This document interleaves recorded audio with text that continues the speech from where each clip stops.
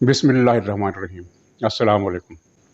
नाज़रीन, कल का दिन बहुत अहम था। कल मरियम नवाज़ साहबा ने प्रेस कॉन्फ्रेंस की दरख्वास्त की समाअत के हवाले से इस्लामाबाद हाई कोर्ट में उन्होंने जिस अपील की हुई है उसमें एक इजाफा जो किया था उस पर एतराज़ात लगा दिए थे रजिस्ट्रार ने, लेकिन अदालत ने वो एतराज़ात मुस्तरद करके इसकी समाअत शुरू कर दी है।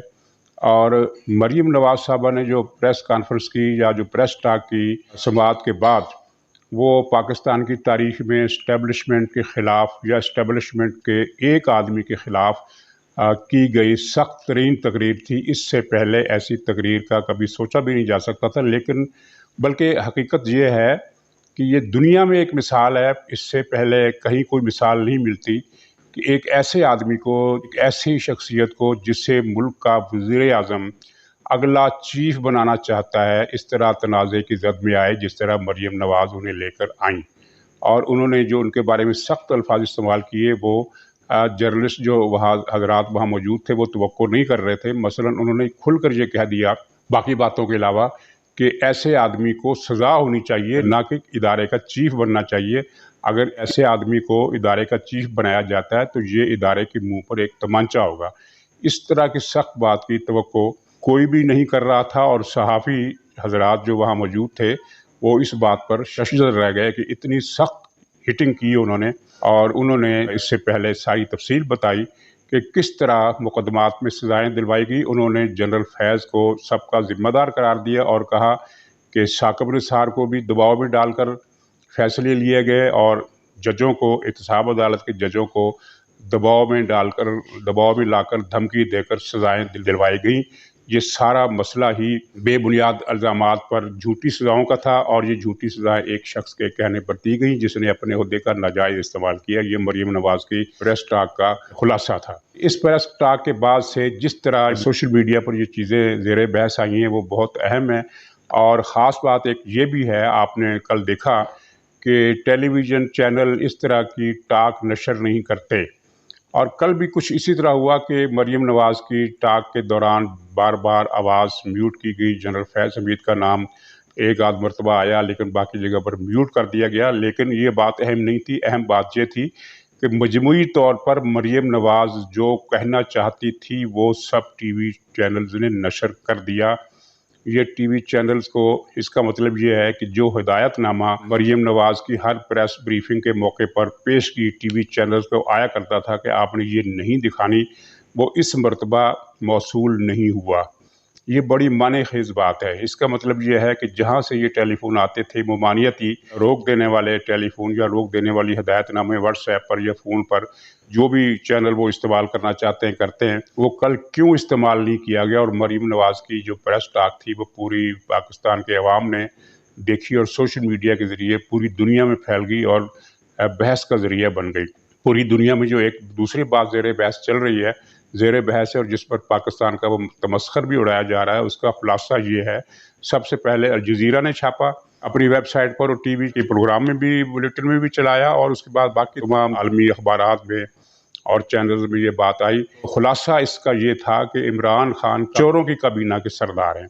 और ये लतीफ़ा भी नशर किया गया, इस पर भी पॉइंट आउट किया गया कि अपनी ही काबीना के चोरों के खिलाफ तहकीकात की निगरानी खुद वज़ीर आज़म करेंगे, यानी किसी चोर का बाल बीका ना हो सके। ये वही इमरान खान है जिसने पनामा लीक्स पर यह मुतालबा किया था सुप्रीम कोर्ट से कि वो कमीशन बनाए, और सुप्रीम कोर्ट ने खुद उसको बुलाकर उसकी मर्ज़ी के मुताबिक JIT बनाई और नवाज शरीफ के खिलाफ मुकदमा एहतसाब अदालत को भिजवाया, और एहतसाब अदालत को हुक्म दिया कि वो इतनी मुद्दत में फ़ैसला करे, और एक निगरान जज का तकर्रुर भी किया ताकि नवाज शरीफ की बचत का कोई पहलू ओझल न रह जाए। और अब वही इमरान खान अपने चोर वज़ीरों की, अपनी चोर काबीना की बचाव के लिए एक ऐसा सेल बना दिया उसने जिसका सरबराह वो खुद होगा, यानी किसी के खिलाफ कोई कार्रवाई नहीं होगी। बल्कि एक ट्वीट पता नहीं मुझे किसका याद नहीं रहा, वो बड़ा दिलचस्प था कि जो शख्स गैर मुल्की तोहफ़ों को जो हड़प करने के बारे में तफसीलात नहीं बता रहा, वो अपने काबीना के चोरों की तहकीकात क्या करेगा, इस किस्म का ट्वीट था। और यहाँ एक ज़िमनी तौर पर मैं बात को, मरियम नवाज़ साहबा की बात को आगे बढ़ाने से पहले ये कहूँगा कि इस सिलसिले में एक और ख़बर भी जो नशर हुई, वो सबसे पहले एक बिलागर और सीनियर सहाफ़ी इमदाद सोमरो साहब ने अपने प्रोग्राम में नशर की कि 10 करोड़ की या 14 करोड़ की घड़ी बेचकर ये शख्स खा गया। اس کے بعد پھر یہ سوشل میڈیا پر دوسرے لوگوں نے بھی اس کو نشر کیا، آگے چلایا، اور یہ بات بہت زیادہ پھیل گئی۔ لیکن اس میں جو میں بات بتانا چاہتا ہوں وہ یہ ہے کہ پی ٹی آئی کے وزیر جو ہر اس طرح کے کومنٹ کا فوراً جواب دیتے ہیں ٹویٹ کے ذریعے کہ یہ جھوٹ ہے، یہ بکواس ہے، بلکہ الٹا کوئی اور الزام گھڑ کے اپوزیشن پر لگا دیتے ہیں، تو ان میں سے کسی نے بھی اس الزام کی تردید میں یا نفی میں کوئی ٹویٹ نہیں کیا۔ اور اس بات کو 4-5 دن ہو گئے ہیں، اس دوران 6-7 ولاگس تو کم سے کم میں نے سنے ہیں جن میں اس الزام کی تفصیل نشر کی گئی ہے۔ جو تفصیلات ویسے تو خاصی تفصیلات سومرو صاحب نے دے دی تھی، لیکن جو انہوں نے چھوڑ دی تھی وہ دوسروں نے دے دی۔ لیکن 4-5 دن کے بعد بھی اس بات کی کسی فواد چودھری نے یا جو اس قسم کے دوسرے جو نام میں بے شمار تو ان کے وزیر مشیر ہیں جو ٹویٹ کرتے رہتے ہیں، ان میں سے کسی نے بھی اپنے ٹویٹ میں اس کی تردید نہیں کی۔ اس کا مطلب یہ ہے کہ یہ بات سچ ہے کہ عمران خان 10 کروڑ کی گھڑی بیچ کر کھا گیا یا 14 کروڑ کی گھڑی بیچ کر کھا گیا۔ اور اس سلسلے میں یہ بھی سنا جا رہا ہے کہ جس شخص کے ذریعے یہ چوری کی واردات کی گئی اس کو بعد میں عہدے سے ہٹا دیا گیا، اور اس پر بھی کچھ لطیفہ، یہ بہت سینئر یہ ولاگر ہیں اور تجزیہ کار ہیں، پرنٹ میڈیا میں بھی بہت عرصہ رہے ہیں اور ٹی وی چینل میں بھی۔ رضوان رضی صاحب نے یہ کیا کہ آئندہ سے جس شخص کو نوکری پر نکال دینے کا پروگرام ہو اسے چوری کا مال بیچنے کے لیے نہ بھیجا جائے۔ اس سے زیادہ اچھا طنز اور ہو نہیں سکتا تھا جو انہوں نے کیا، اور اس کا جواب بھی کسی سرکاری وزیر، مشیر، ترجمان جو بھی چھوڑو ہیں سینکڑوں جو قومی خزانے سے ہر مہینے کروڑوں روپے کی تنخواہ لیتے ہیں، کسی نے اس کا جواب نہیں دیا۔ تو اس بات سے جو عالمی سطح پر جگ ہنسائی ہو رہی ہے وہ الگ ہے۔ اچھا، تو مریم نواز صاحبہ کی بات کی طرف پھر آتے ہیں۔ اس میں ہوا یہ ہے کہ عمران خان کی جو گیم تھی وہ ایک تو پہلے مرحلے پر ہی اس کو ناکامی کا سامنا کرنا پڑا۔ ان کی گیم یہ تھی کہ باجوہ صاحب اپنے عہدے پر رہیں اور جنرل فیض صاحب اپنے عہدے پر رہیں، اور جب جنرل باجوہ صاحب ریٹائر ہوں تو اسی وقت ان کو فیض صاحب کو ISI کی سربراہی سے سیدھا آرمی چیف بنا دیا جائے۔ اس سلسلے میں جو لوگ یہ کہتے ہیں کہ کور کی کمانڈ دینا ضروری ہوتا ہے 1 سال کے لیے، تو وہ اتنا صحیح نہیں کہہ رہے، اس لیے کہ یہ ایک قانونی شرط نہیں ہے، یہ ایک روایت ہے، اور قانونی شرط 1 سال کی کور کمانڈری کرنا قطعی طور پر نہیں ہے۔ وزیر اعظم کا اختیار ہے کہ وہ کسی بھی لیفٹیننٹ جنرل کو جنرل کے عہدے پر ترقی دے کر وہ آرمی چیف بنا سکتا ہے۔ ہاں، یہ اس سلسلے میں تھوڑی سا ابہام ہے کہ جو لسٹ وزیر اعظم کو بھیجی جاتی ہے آرمی چیف کی طرف سے نئے آرمی چیف کی تقرری کے لیے، وہ اس لسٹ میں سے کسی کو چوز کرنے کا پابند ہے یا اس لسٹ سے باہر بھی کسی کو اٹھا کر آرمی چیف لگا سکتا ہے۔ بہرحال یہ الگ بات ہے، یہ تو بعد میں دیکھا جائے گا۔ تو عمران خان کی یہ گیم ہو گئی ناکام، کیونکہ جنرل فیض صاحب کو پشاور بھیج دیا گیا، جس کا فوری نتیجہ یہ نکلا ہے کہ اسلام آباد کی عدالتوں پر وہ جو دباؤ کی کیفیت تھی وہ اب نہیں رہی۔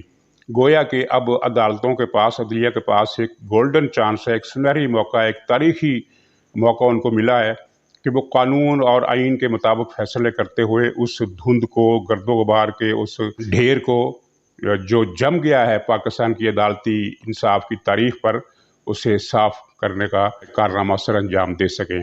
کیونکہ یہ تو پاکستان کے بچے کو پتہ ہے، اور خود سب سے زیادہ PTI والوں کو پتہ ہے کہ نواز شریف کو اور مریم کو جو سزائیں دی گئی وہ سراسر جھوٹے مقدمات پر دی گئی، بے بنیاد مقدمات پر دی گئی، کوئی ثبوت عدالت میں پیش نہیں کیا گیا، اور عدالت نے یہ کاریگری کی کہ فیصلے میں لکھا کہ کوئی شواہد تو موجود نہیں ہے، لیکن چونکہ اثاثے آمدنی سے زیادہ ہیں لہٰذا ان کو سزا سنائی جاتی ہے، اور عدالت یہ لکھنے کی پابند تھی کہ اثاثے کتنے ہیں، آمدنی کتنی ہے، تاکہ یہ فیصلے میں کلیئر ہو جائے بات کہ اتنی آمدنی میں اتنے اثاثے نہیں بن سکتے، لیکن فیصلے میں نہ تو اثاثوں کا ذکر تھا نہ آمدنی کا ذکر تھا۔ اگر عدالتیں اب دباؤ سے آزاد ہو کر صرف میرٹ پر فیصلہ کریں تو یہ مقدمات ایک دن میں خارج ہو سکتے ہیں اور سزائیں ختم ہو سکتی ہیں اور ان کی بریت ہو سکتی ہے۔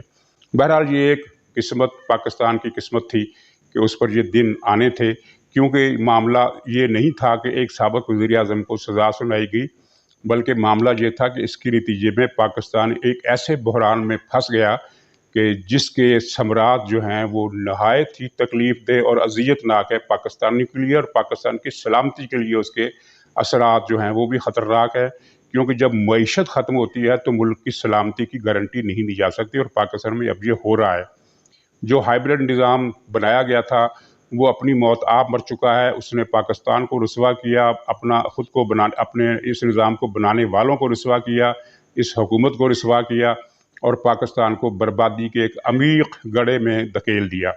तो अब इसका इजाला करने का जो मौका है वो मिला है, तो ये मेरा ख्याल है कि ये मौका ज़ाया होने नहीं दिया जाएगा, क्योंकि जबर के वो साए जो हैं वो कुछ मद्दम पड़े हैं। और जिस तरह एक सियासतदान को अपनी ज़ाती दुश्मनी का निशाना बनाकर पूरे मुल्क को, पूरे मुल्क की आज़ादी, पूरे मुल्क की मईशत, पूरे मुल्क की तरक्की, पूरे मुल्क की बहबूद को दाव पर लगा दिया गया, जुए पर लगा दिया गया, वो एक इबरतनाक मिसाल है दुनिया की मुल्कों की सियासी तारीख में। इस तरह पहले कभी हुआ नहीं था कि एक किसी से दुश्मनी का बदला लेने के लिए मुल्क को ही दाव पर लगा दिया जाए। इससे पहले ऐसा नहीं हुआ। तो ये तारीख का धारा है। और ये 2022 जो अगला साल है, चंद महीनों के बाद, 3 महीनों के बाद अगला साल शुरू हो जाना है, वो कई चीज़ों की सफाई का बायस बनेगा। मैं ये नहीं कहता और ये कहना भी नहीं चाहिए, और किसी को भी ये नहीं कहना चाहिए कि अब बिल्कुल सत्ते खैरा हैं, क्योंकि सत्ते खैरा इस तरह नहीं होती। मुल्कों की ज़िंदगी में जो गलत फैसले कर लिए जाते हैं उनका भुगतान बहुत गहरा होता है, बहुत दूर रस होता है।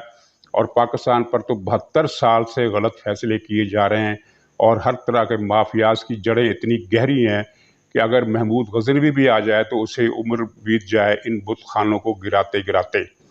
तो ये ऐसा तो बिल्कुल नहीं कहना चाहिए, और न कहने का इरादा है कि अगला साल जो है वो बहुत खुशियों का साल होगा और उसमें पाकिस्तान की मसाइल ख़त्म हो जाएंगे, मसाइल हल हो जाएंगे। लेकिन ये है कि इस जबर के निज़ाम को कारी ज़रब इसी साल लगेगी जो तुलू होने वाला है। और ये जो हाइब्रिड निज़ाम है, जिसके बारे में चंद महीने पहले तक ये दावे किए जा रहे थे कि ये मज़ीद 5 साल चलेगा, अब अपनी आखिरी सांसें ले रहा है। नाज़रीन, आखिर में ये लतीफ़ा आर्डीनेंस का जिक्र चंद फ़िक्रों में करना चाहता हूँ। लतीफ़ा आर्डीनेंस मैंने इसलिए कहा है कि इसकी कोई कल सीधी नहीं है। और पहली बात ये है कि ये तो अदालत की ही तय किए गए मेयार की खिलाफ वर्जी करता है, जिसमें ये कहा गया है कि कोई कानून किसी एक फ़र्द को सामने रखकर नहीं बनाया जा सकता। और ये आर्डीनेंस जो है ये जावेद इकबाल को ताहयात एक्सटेंशन देने के लिए बनाया गया है। ताहयात की तशरीह मैं कल कर चुका हूँ।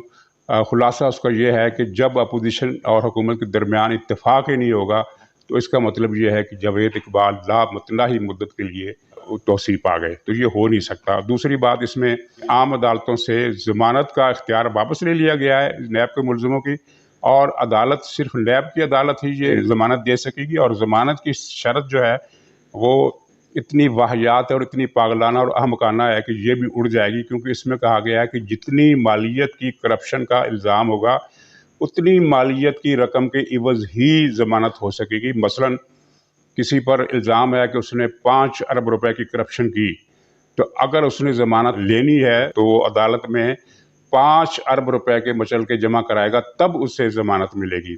गोया कि हुकूमत ने, इमरान खान ने ये अपनी दानिश में ये समझ लिया है कि वो जिस मुखालफ को चाहेंगे उम्र भर के लिए अंदर रख कर सकेंगे। मसलन फ़र्ज़ कीजिए वो जावेद लतीफ़ को पकड़ लेते हैं और उससे कहते हैं कि तुमने 50 अरब रुपए की करप्शन की है। अब वो 50 अरब रुपए उसके पास होंगे तो वो ज़मानत देगा। तो ये कितनी अहमकाना और शेख चिल्ली वाला एक इन्होंने ये क़ज़िया छेड़ दिया है। तो दरवेशों को जो पता है बात, वो इमरान खान को नहीं पता। इमरान खान ने अपनी दानिश में ताहयात वज़ीर-ए-आज़म रहने के लिए ये नैब आर्डीनेंस लाया है, लेकिन उसे नहीं पता कि दरवेश क्या कहते हैं। दरवेश कहते हैं कि 2022 में, यानी अगले साल, बहुत कुछ रास्ते में नहीं रहेगा और बहुत कुछ नया आ जाएगा। नाज़रीन, इसी पर प्रोग्राम ख़त्म करता हूँ। इजाज़त दीजिए, कल तक के लिए खुदा हाफिज़।